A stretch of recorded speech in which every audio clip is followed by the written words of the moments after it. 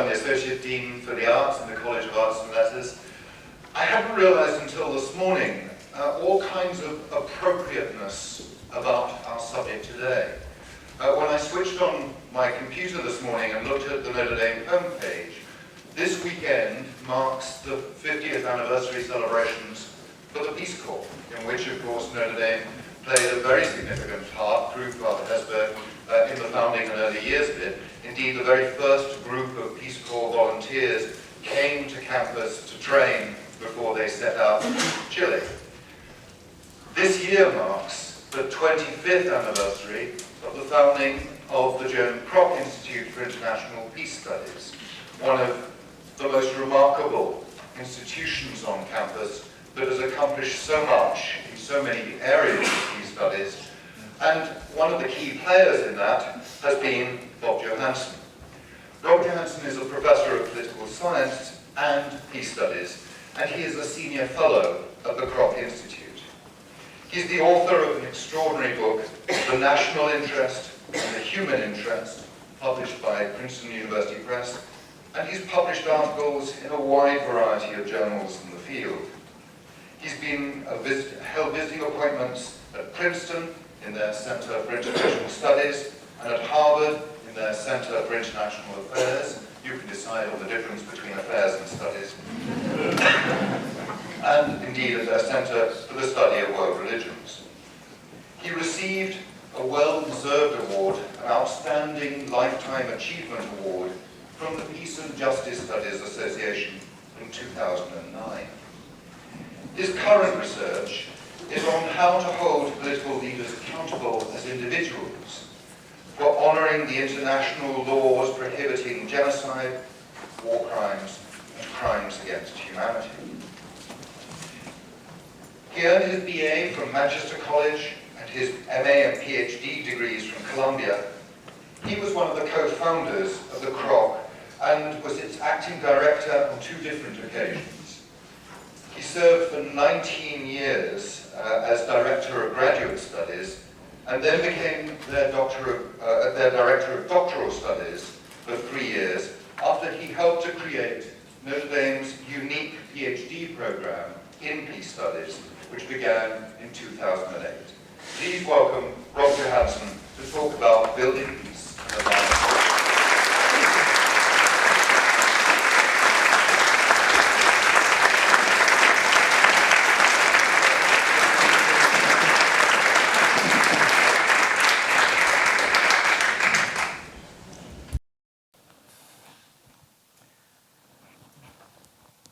Thank you all for coming, and thank you for your interest in how to make peace in a violent world. I also want to thank our excellent director of the Kroc Institute, Scott Appleby, for persuading me to talk on this rather challenging title. But I must admit that after agreeing to do this, I began to wonder if Scott thought that I was either a slow learner or a fast talker. Because to report on 50 years in 40 minutes, well, it's less than a minute of learning per year, so it's a tall order. But more seriously, as I reflected over this long period of professional commitment to peace studies, I really immediately got in touch with deep gratitude that I have felt for my faculty and staff colleagues, who are wonderful people and whom I deeply like and respect. And also for the students I've had over the years, students who have been deeply committed to leaving the world a better place than they found it. Both faculty colleagues and students have taught me so much, and I'm genuinely grateful for that collaboration over the years. I think never has a week gone by during this period that I haven't been reminded why we are here, why the Kroc Institute exists, the importance of its purpose and mission, and how it manifests it so fully what the mission and purpose of the University of Notre Dame are. there's even a more personal reminder, really, of what gives life meaning, to work with these wonderful people. Because I know deeply in my heart that these fine young people deserve something much better than the loss, the heartbreak, the suffering that accompanies so much violence and oppression that exists in the world.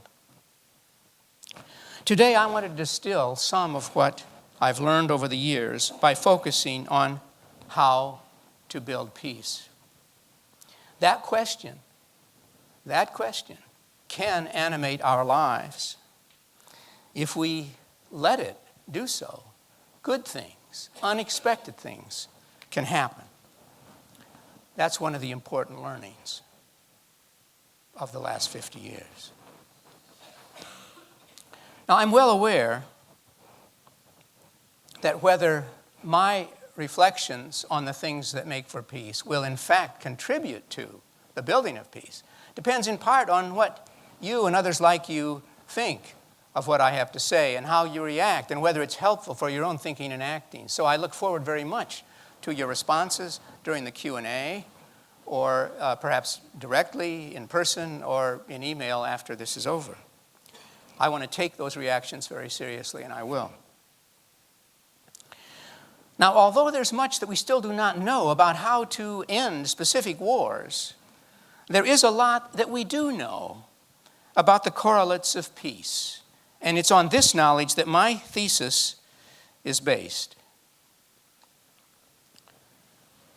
If the primary insights of peace research would be implemented over the long run, the human species probably could prevent most wars and build sustainable peace with enhanced justice, human rights, and economic well-being for all. What I've learned in peace studies gives me confidence that this claim can be solidly defended. Let me try to do so this morning by suggesting 6 guidelines informed by the correlates of peace to shape a strategy for building long-term peace with justice.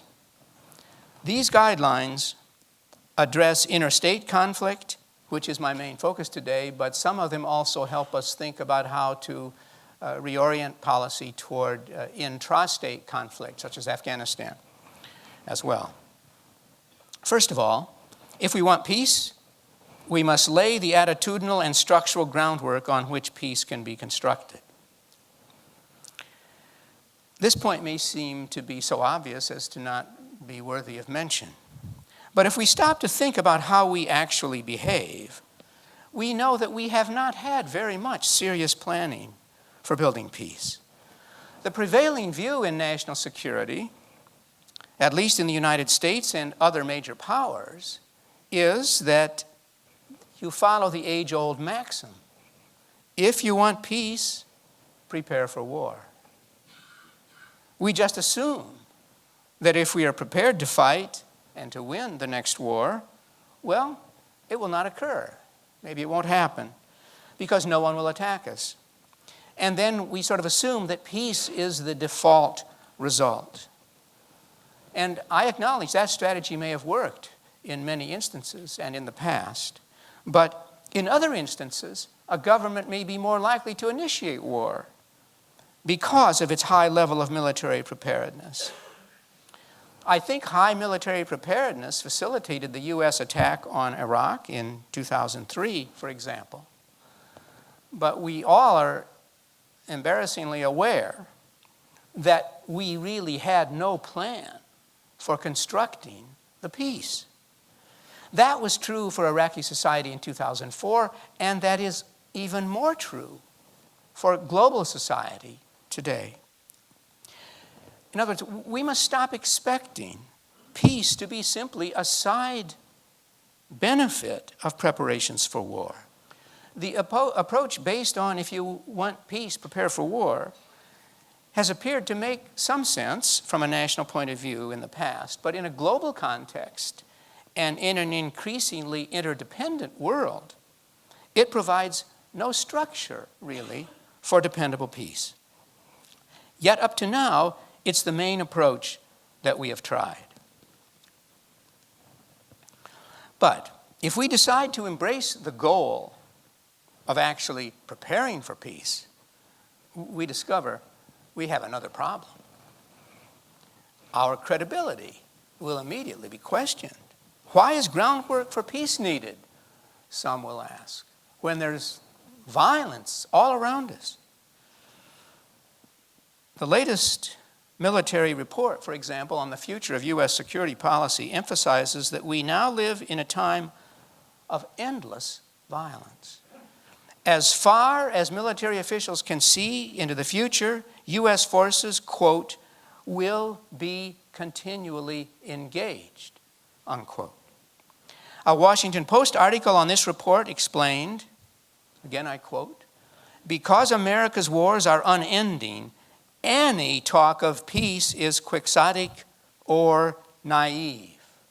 Peace has become something of a dirty word in Washington foreign policy circles. Well, the widespread belief that peace is quixotic and naive influences our national conduct. One legislative example is that the U.S. House of Representatives recently voted to cut funding for the U.S. Institute of Peace to zero. Zero. Yet that is the most important peace research agency in Washington. It's the one most likely to be interested in preparing for peace. Incidentally, one hall in this new building, this new complex, is dedicated to Father Hesburgh, in part because of his efforts on the board to establish and then to raise the money for the building of this home for the U.S. Institute of Peace. At the time of the House vote calling for zero funds for this agency, the Institute's president, Richard Solomon, lamented, "Peace doesn't reflect the world we are dealing with." Well, if peace is not even in the picture of the world that we are dealing with, then let us recognize that we got into this era of endless wars partly because the preparations for war approach has not built a foundation for peace that could enable it to happen in a sustained way.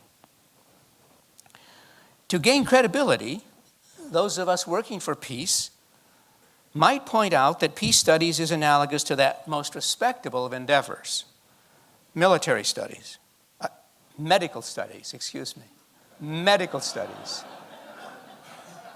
There is an analog with military studies also, but I choose not to go into that at great length on this occasion. Peace studies, in other words, can do for security what medical studies do for health.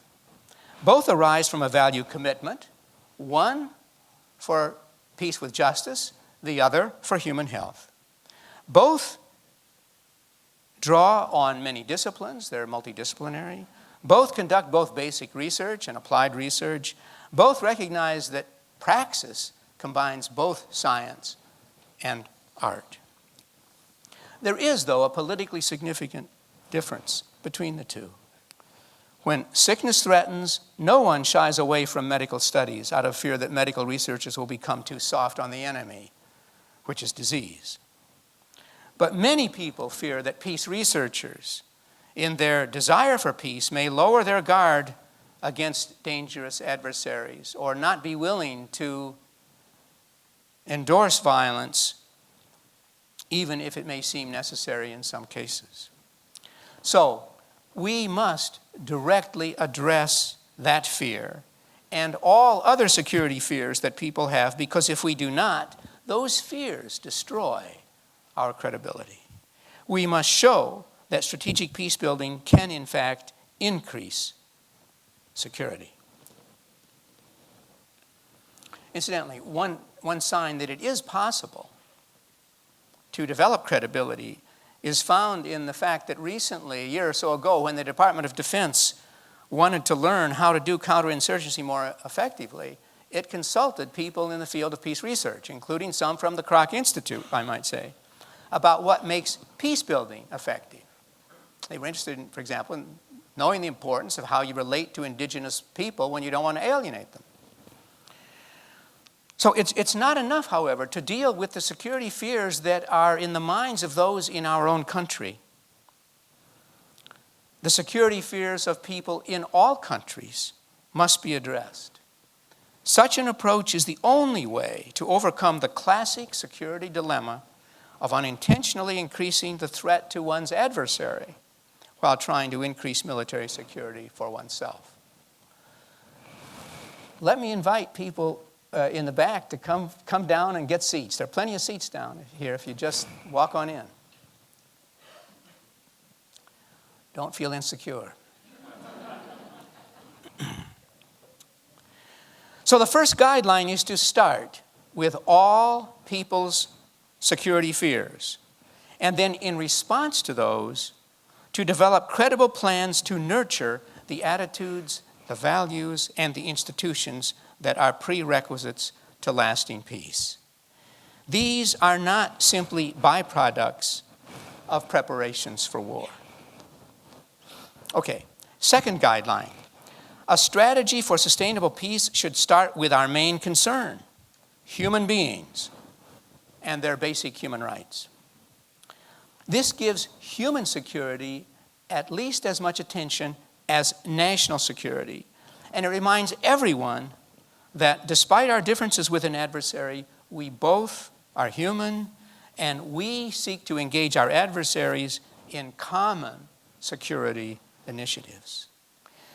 This concept of human security encompasses all people and all threats to security, seeking not only to achieve what we often call as negative peace, understood as the absence of war and terrorism, but also to establish positive peace, understood as a significant reduction in the structural violence of extreme poverty and injustice. Those also reduce, of course, life expectancy and sometimes take life. Human security can be rooted in the Universal Declaration of Human Rights, which happily is already endorsed by most countries in the world. Foremost, we find there is the right to life, a life of dignity for every person on earth. Any taking of innocent life, whether by states or by non-state actors, is unacceptable.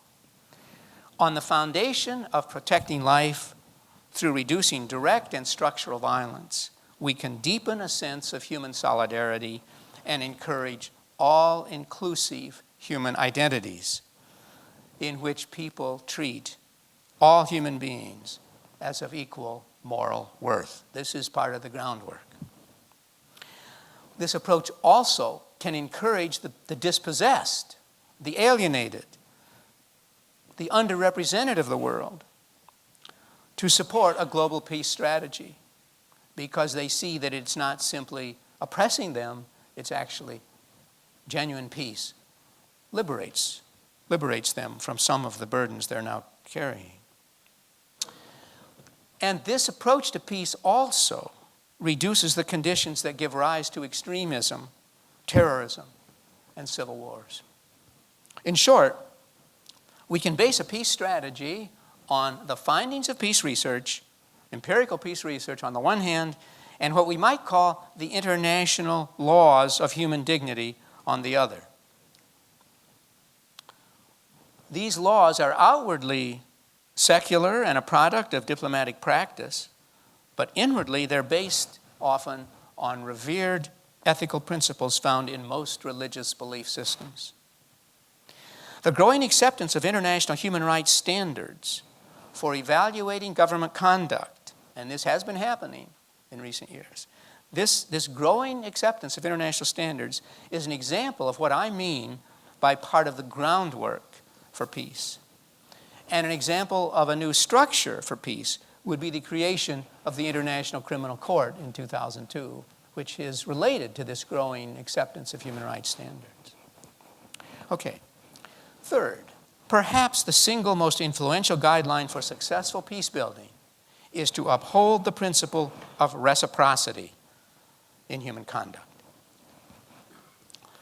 Both within war-torn societies and in international law and practice, this principle needs to be applied.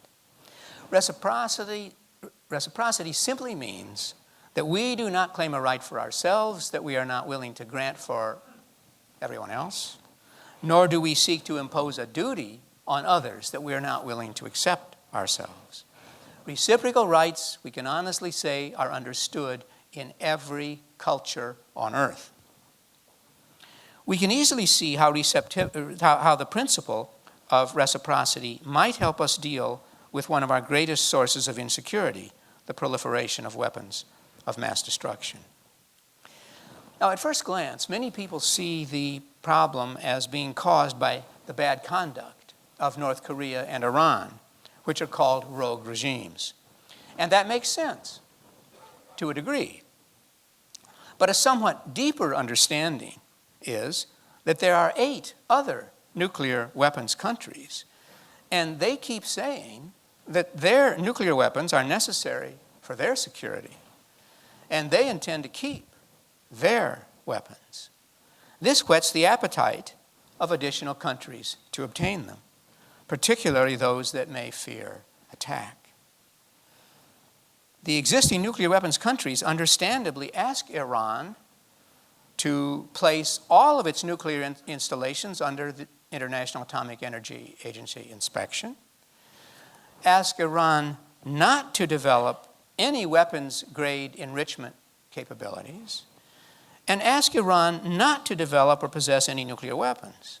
As I said, those are reasonable requests, and yet the existing nuclear powers have not implemented any of those measures, any of them themselves, and they have no plans to do so. In addition, the U.S. Senate has repeatedly, I'm sad to say, refused to ratify a treaty already negotiated, already agreed upon by other nuclear weapons countries, calling for a comprehensive ban on the testing of additional nuclear weapons. This would be an elementary application of reciprocity. Perhaps the deepest understanding of proliferation problems is that the international system in its present form does not provide reliable means of knowing exactly what other states are doing with their nuclear technology and of enforcing rules for reciprocal constraint of nuclear capabilities.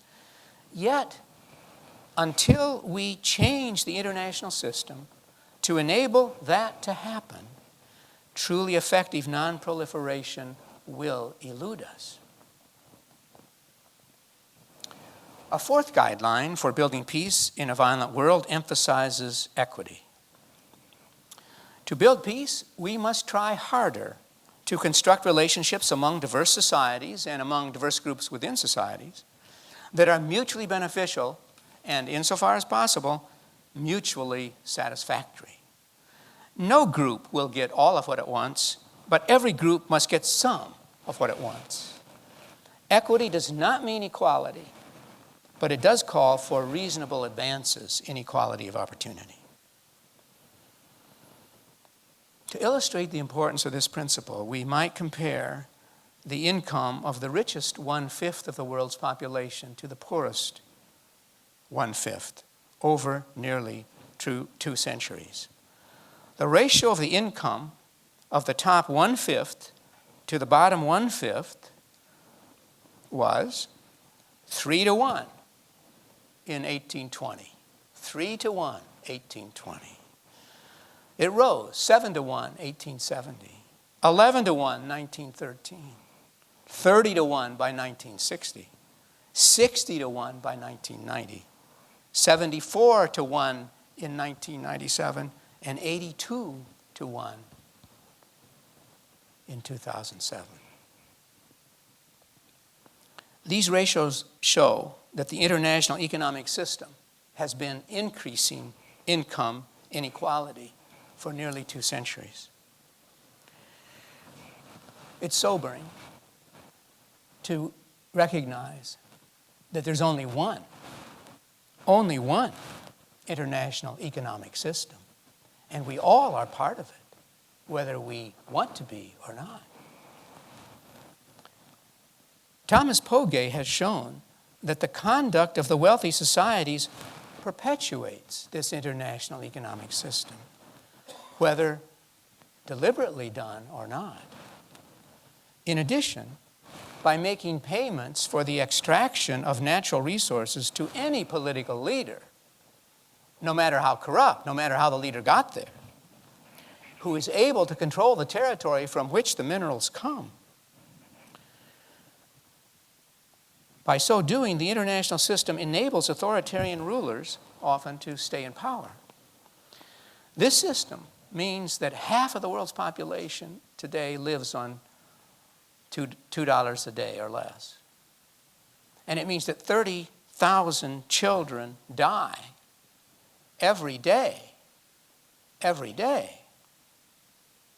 of preventable causes such as hunger, bad drinking water, bad hygiene, and so on, lack of immunizations.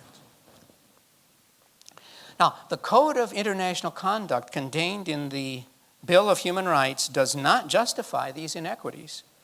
It says that we have a duty to stop perpetuating a system that deprives the poor of access to their rights.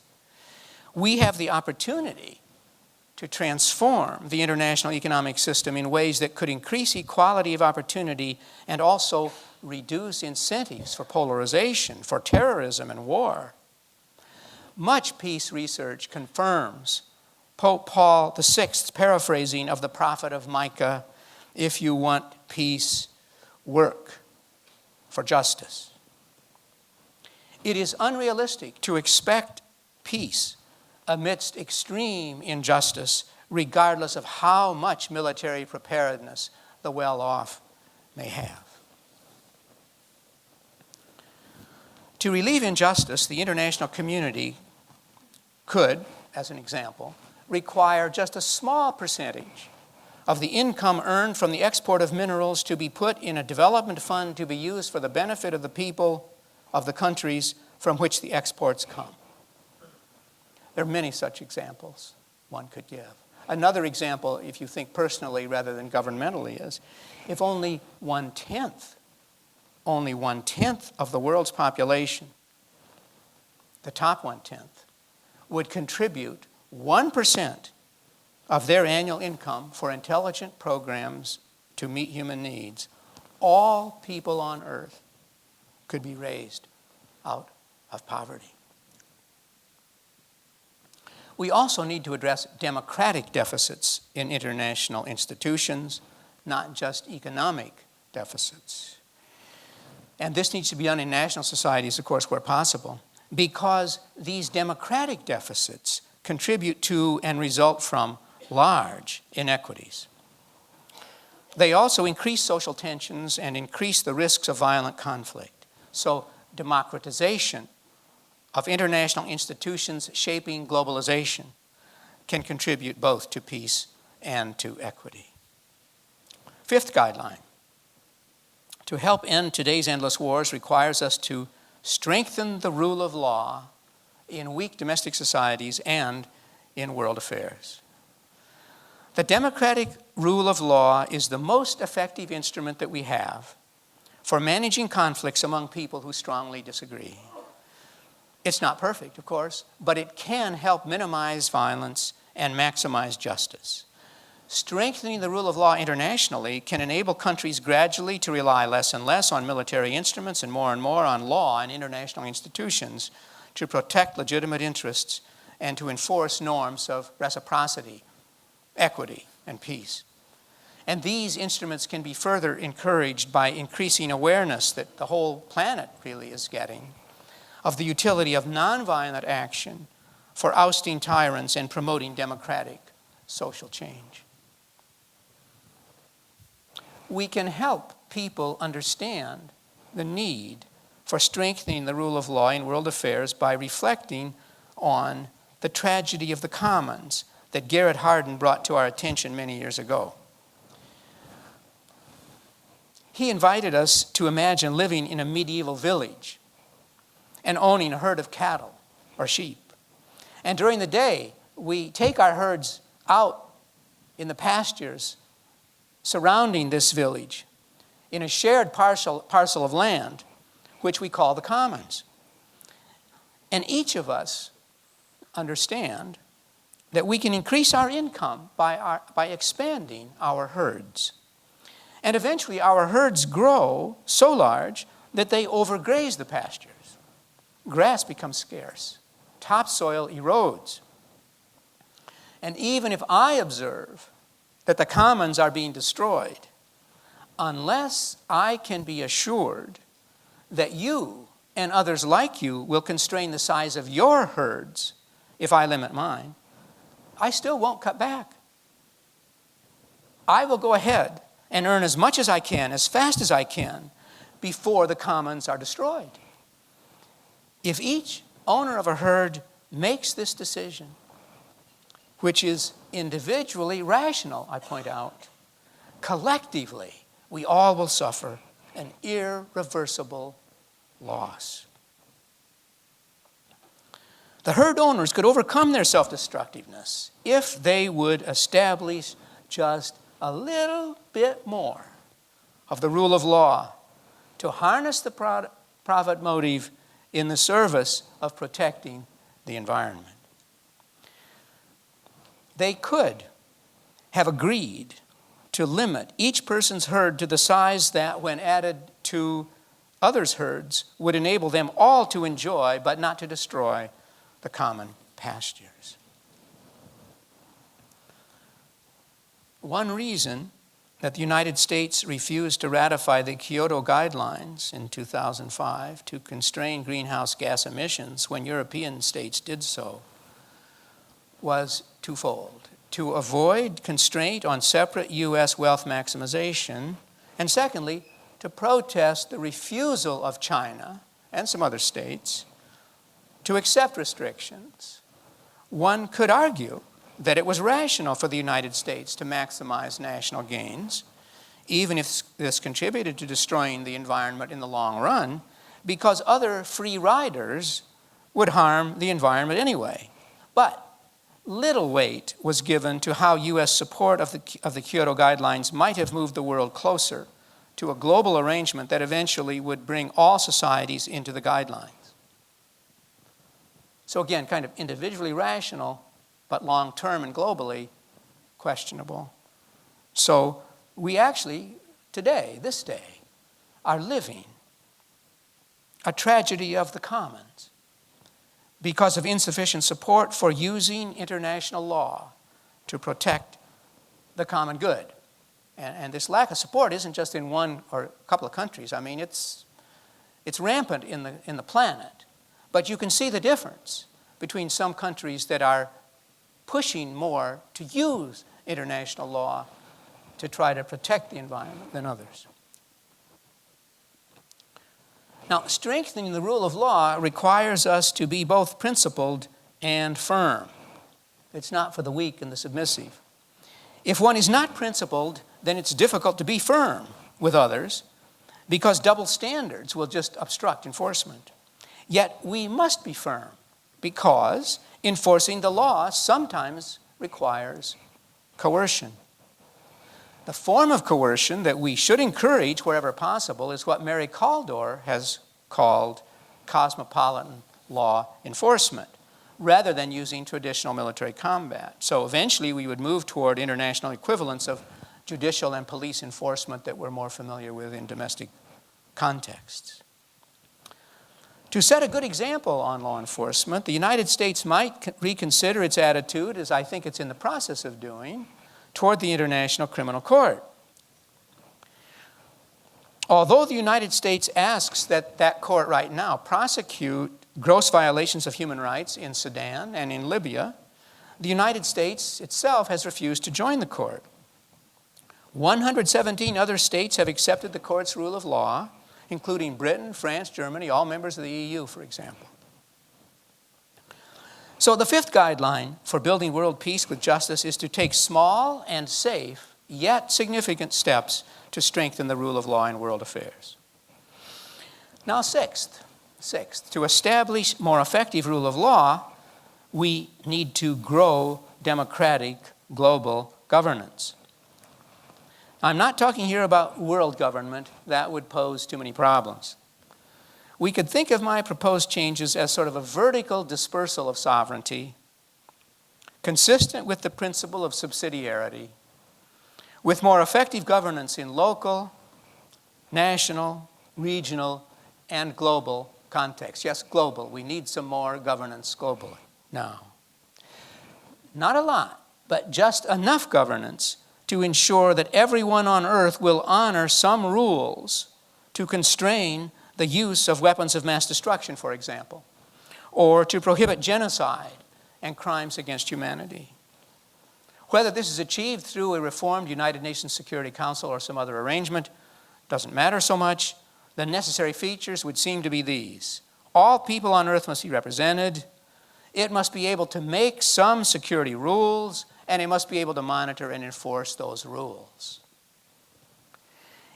It's possible to take cautious steps now to strengthen the global governance possibilities in limited areas in the future by simply enlivening institutions that would threaten no one today and that can offer experience that will enable more effective peace-building measures tomorrow.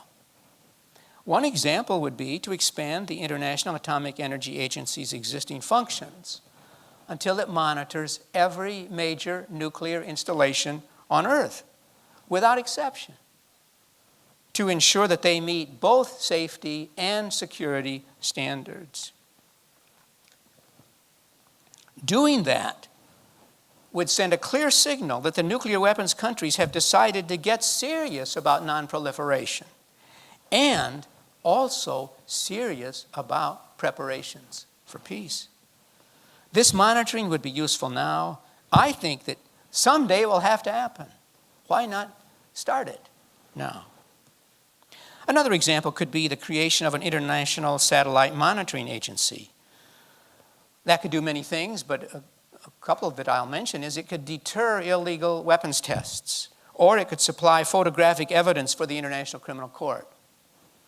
A third example would be to establish a United Nations Emergency Peace Service made up of people individually recruited, highly trained, ready to deploy on a moment's notice to address any future Rwandan-type threats of genocide. Although I don't agree with all of his thinking, Jean-Jacques Rousseau, the 18th century philosopher, tells a story that I would like to use to dramatize the need to create governance to enable human survival. He asks us to imagine 5 hungry men living in a state of nature who commit themselves to hunt together in order to catch a stag. If they succeed, each will have enough food for himself and his family. They are in the process of encircling a stag when one of them sees a hare that he can catch and that can satisfy his needs alone. He hesitates because he knows that if he pursues the hare, the stag might get away. But after reflection, he goes after the hare because he knows that if he does not, someone else in the hunting party might see the hare, go after it, and leave him with nothing. So he catches the hare. The stag gets away.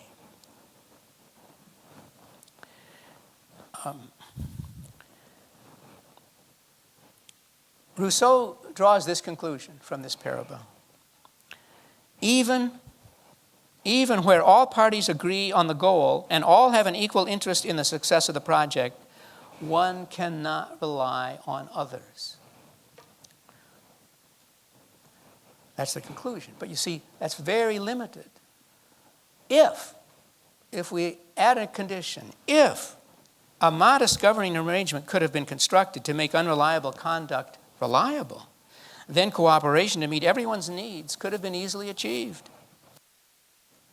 If the 5 hunters had made a binding agreement that anyone who leaves his assigned post in a stag hunt in order to catch a hare instead would be required to share the hare equally with the rest, then the good of all could have been served. Governance matters. The permissive cause of endless wars is our international system. It allows sovereign states or warring parties within states to take the hare option, to opt out of cooperating to serve the common interest in security. The nuclear weapons countries, for example, repeatedly pursue the hare option. They keep their nuclear weapons for themselves while refusing to honor their obligations under Article 6 of the Nuclear Non-Proliferation Treaty to pursue nuclear disarmament, which, if achieved, would produce the common security benefit of catching the stag. Every year, the nuclear weapons countries enjoy the hare option. Meanwhile, the non-nuclear countries catch no hare, and their participation in the stag hunt is doomed to failure repeatedly because the nuclear powers opt out of the common security hunt. The nuclear weapons countries keep satisfying their separate appetites by retaining their weapons while trying to stifle the appetite of others. The point is not that anyone is malicious, or even that this conduct is not rational under the circumstances, as it was in Rousseau's parable. The point is that the circumstances that encourage the hare option and undermine the good of all could be changed. Yet as long as our permissive international system remains structurally unchanged, it will be unable to prevent additional states from seeking a separate, destabilizing option. Ultimately, there will be no security apart from common security. To continue living within an unreformed balance of power system is no longer a credible policy for addressing future life and death issues for several reasons. In addition to being a permissive cause of war, the balance of power system is not good at balancing new forms of military power. It has no effective way of dealing with dangerous non-state actors. And we simply need more governing functions worldwide than it provides. So for me, this system does not constitute serious preparation for security or peace.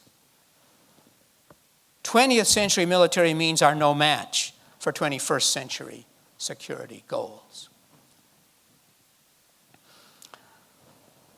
Happily, a rationale for changing the system already exists in the Universal Declaration so that we and others could be freed from the denial of rights to life and peace. Everyone is entitled to a social and international order in which the rights and freedoms set forth in this declaration can be fully realized. Article 28, as my students know.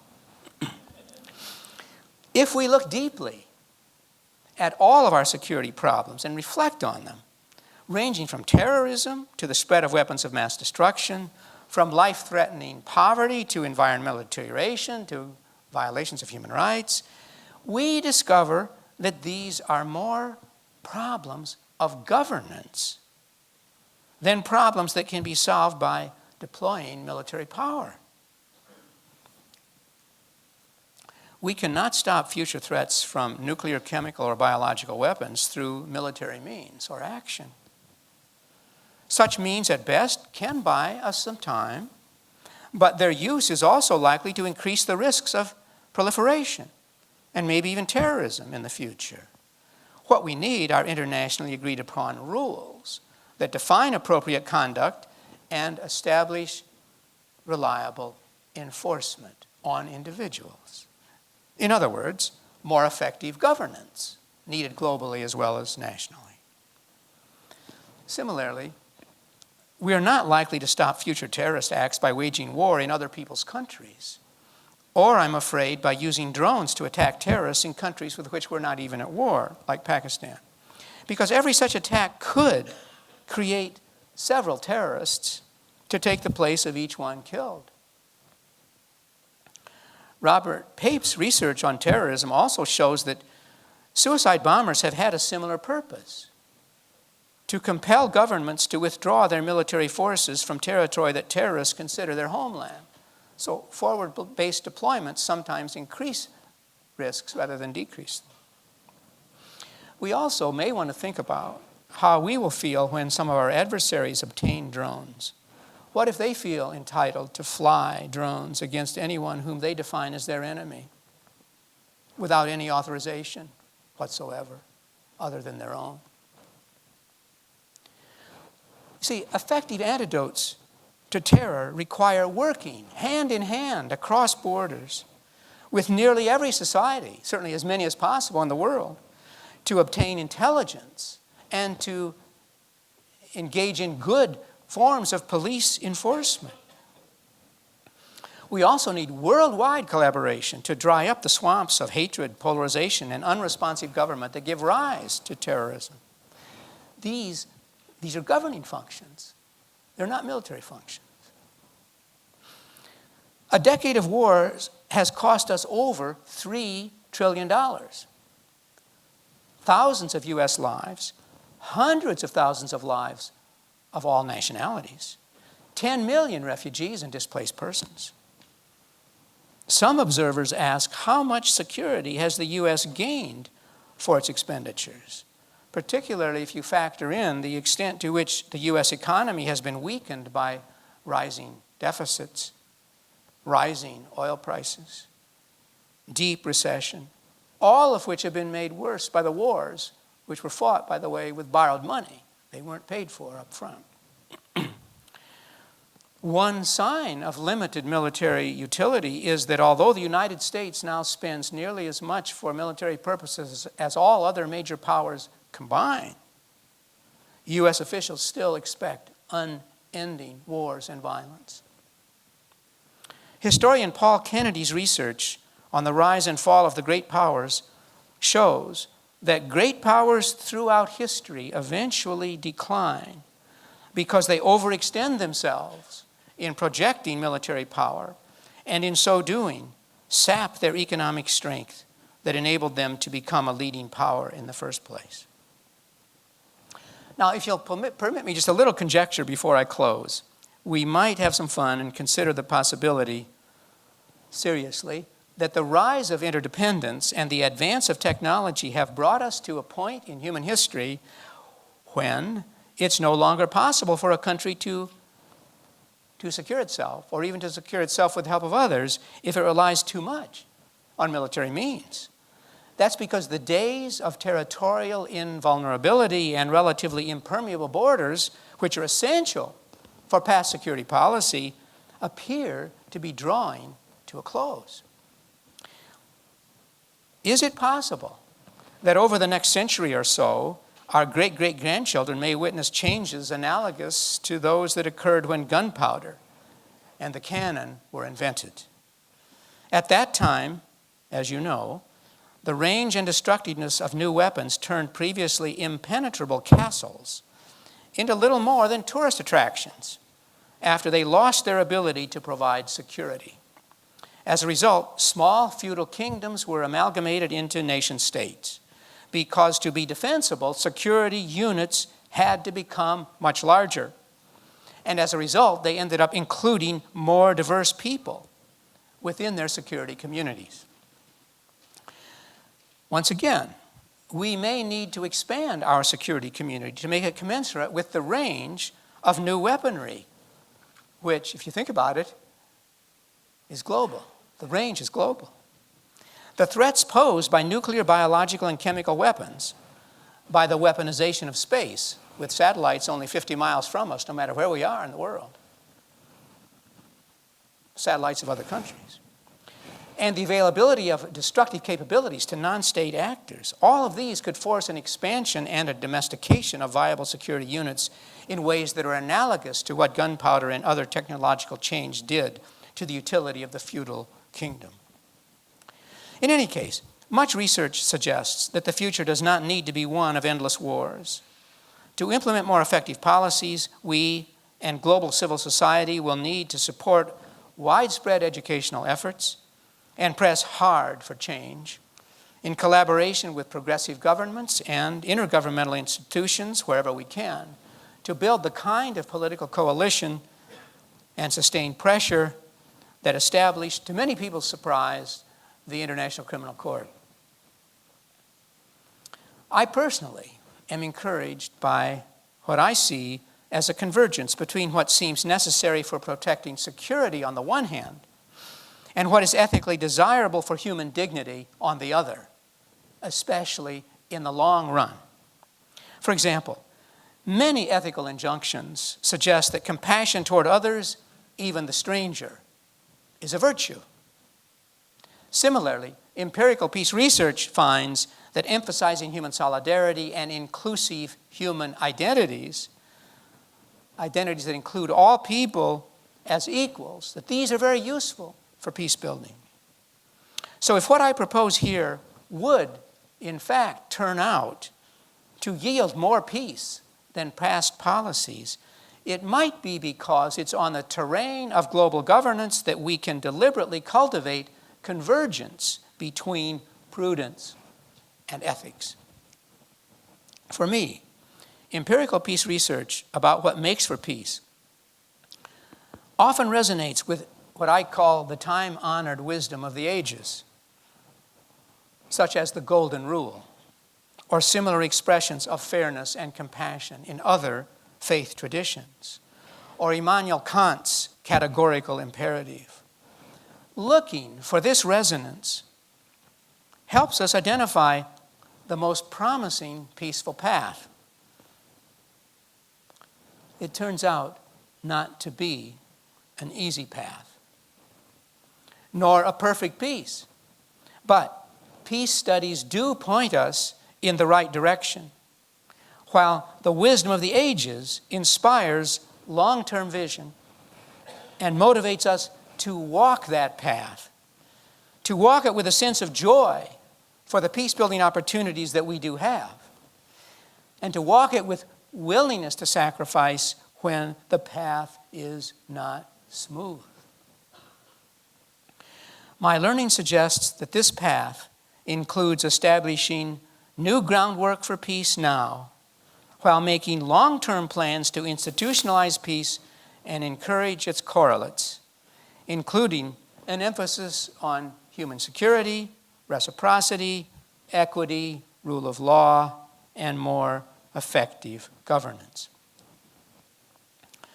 Rather than endless war, the future can be one of reduced violence and the obsolescence of major war, with improved governance that eventually could sustain peace with enhanced justice, human rights, and economic well-being for all people. I think we can reach that goal if enough of us work to implement the things that make for peace. Thank you. I'm ready for questions.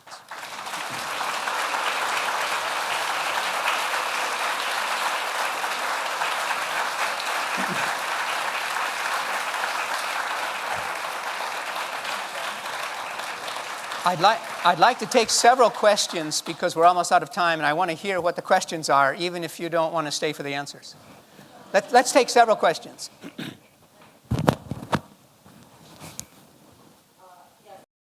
New York City, about a block from the Wall Street protest area. And until today, I couldn't get my mind around what everybody's talking about because so many ideas are shouted out as you walk by. But I see they're kind of all pulled together in your 6 points here. However, while the protest is going on, and there's so many ideas coming out of it, is this the best way to go about it? I mean, if you're protesting, what is the best way to kind of narrow it down or send a central message? Okay. Let's take some more questions before I answer, okay? Our time's very limited. You mentioned that your principles apply to interstate relationships. And as you were discussing this, you alluded to terrorism and suicide bombing. And I'm thinking about intrastate peace and how these principles might be applied and whether or not you need intrastate peace before you need interstate peace. Okay. My question might be about a different lecture, but I'm wondering if you could speak to some positive changes in military culture, such as U.S. military culture. Okay. Let's take one more and then I'll answer. After World War I and again after World War II, there was an effort and a generally accepted idea that we should have more global governance, League of Nations, United Nations. Yeah. Both of those appear not to be functioning very well. In your plea for increased global governance, what kind of structure do you think might work? Yes. Okay, let me try to answer those. Wall Street protests. You know, whenever there's major change, there's likely to be some part that's pretty messy. And I don't offer this as an apology for protests, but protests always combine a variety of goals, a variety of kinds of people that make you wonder if you want to join it or not join it, and it's an individual choice, of course. What's being expressed there mainly is a sense of dissatisfaction with the way in which financial institutions in this country have been insensitive to the needs of ordinary people. I think that's the main point, and it's probably a point that needs to be heard and voiced even more effectively. My sense is that money is having such a big influence in the U.S. electoral process that the value of the vote is being diminished by the power of the money. And members of Congress may sit there and they know the public opinion polls say that there's huge dissatisfaction with Congress. And they're not particularly worried about it because they know they know where to get the money to run their next campaign. It's going to be funded by people who have a lot of money or corporations, and the individual voting doesn't matter as much. So I think that there's something significant in the protest, but it would be inappropriate to say, yes, this is good, or no, it's not good. I think the question is how are the goals articulated, and what degree of public support can be mobilized to pull together for what I consider fairly reasonable policy alternatives that Congress ought to be more supportive of. But right now, as you know, we have very high level of gridlock and polarization. Of course, one of my principles is a sense of, starting with human beings and human rights, which means that you treat others with dignity. Right now, we do not have much good modeling of civil debate or civil discourse because the tendency is to feel that those with whom you disagree are your enemies, and you don't need to build bridges, and I think that's a mistake. Second question is about interstate, intrastate, and whether intrastate peace needs to precede interstate peace. I mean, the answer is no. There's no simple iron law. We need progress in both areas at the same time. Certainly, if you have greater degree of respect for human rights and diversity within a society, it's more likely that society will support humanitarian goals, peace-building goals in a global society. But it's also true it can work the other way. That is, that if you establish a good global set of policies for peace building, it helps elicit better policies from some states that are very fragile and may be headed in negative directions. The example I gave of trying to change the ethic in which we pay any dictator, no matter how corrupt, whatever is charged for the extraction of minerals from that country, if just a portion of that could be diverted to serve genuine interests of people in the society, that would be a move in the right direction. It would both help the people get out of poverty, but it would also limit the willingness of dictators to do some of what they're doing. So that's a way that an international initiative could help improve governance domestically. There are changes in military culture. And I must say, whenever I am in Washington and engaging in conversation with military people, I'm very impressed with the military people's interest in improving the way in which they conduct policy. They're very aware that major changes occur in the world. It's often civilians who are, I think, less conscious also of the huge costs of war. So it would be a mistake to think that the problem is military culture. The problem is we need a broader degree of education for everyone to help us understand the kind of values and structures, the kind of groundwork and institutions that are necessary to build sustainable peace, and to not view it as just a sort of byproduct that we don't need to give attention to. Yes, global governance, League of Nations, UN. You know, these institutions had great promise in a way, but are deeply flawed, and we're so disappointed in them, and they're dysfunctional in many ways. On the other hand, they also suggest what might be and how to improve them. I mean, the UN, whether we like it or not, it's the only general-purpose political organization the world has, and even if it would, for some reason, collapse, I mean, something else would have to be created immediately in its place because we need it so much. So part of what I'm saying today is that we have a lot more peace research knowledge than we're taking advantage of. We just need to implement more of it, take it more seriously, and get more public support for it. We could improve international institutions. Some institutions internationally work fairly well. No institution is perfect, of course, but the possibility is there. I know we have to adjourn. So I genuinely appreciate your interest. Thank you for coming. If you want to talk, I'm going to hang around. Or if you want to email me afterwards, I really am interested in your reactions. Thank you.